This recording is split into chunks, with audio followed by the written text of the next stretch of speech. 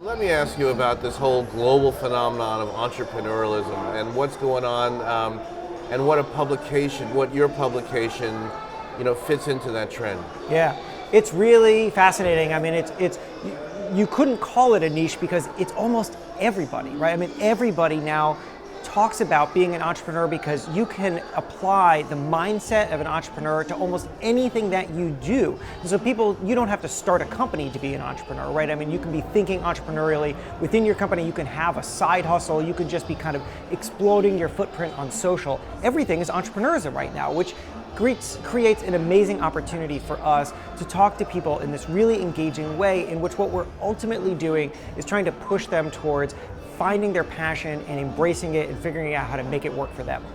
So tell us about the magazine scope and kind of the editorial mission as well. So the magazine, which is what I primarily oversee, the magazine used to be a small business magazine. And when I came in, I looked at it and I said, we're talking to a too narrow group here, because entrepreneurism is, like I just said, so many different kinds of people. And the people who are reading this magazine are everybody from people who are running venture-backed companies to, kids selling stuff on eBay.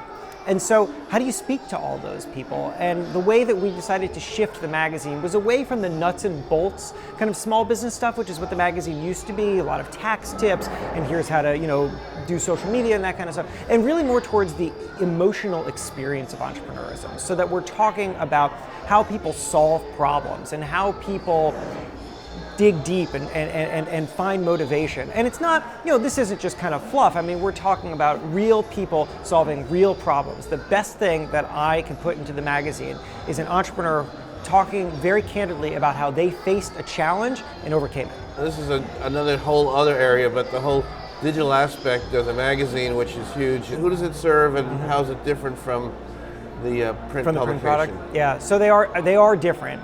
Because even though we've shifted this brand towards a lot more focusing on the broader idea of entrepreneurship and the real kind of emotional and people component of it, people read things in different ways, right? And I think that people pick up the magazine for that kind of jolt of inspiration, but also those stories, right? I mean, I think that when people pick up the magazine, they want to really get inside people's brains. They want to sit down and think about it.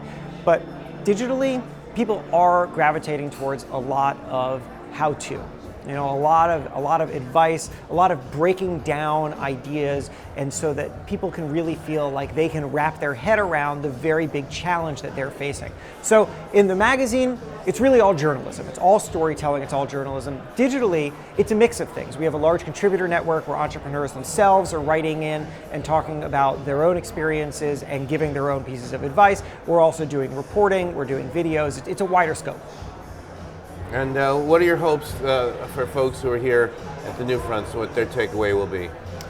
I mean, we have a lot, because this is our first time here, and so we think about this in many ways as an introduction, not just of our content, but also as our brand to people who may not have engaged with us as much in the past. And so I think that, number one, I hope their big takeaway is that we are not a small business brand, that we are talking to a very, very wide range of extremely engaged people, and that we're really at the front of culture right now because we are in an entrepreneurial culture.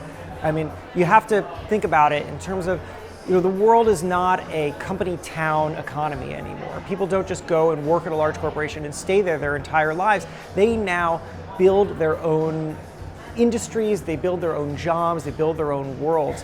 And we are guiding people towards that. So I think that that's the really big takeaway. And then inside that, I think that I want them to see the wide range of places that we plug into. I mean, look at what we just showed you there. Mr. Kate is so different from Mario Armstrong, is so different from Elevator Pitch, right? I mean, but they all fall under this really wide umbrella of entrepreneurism.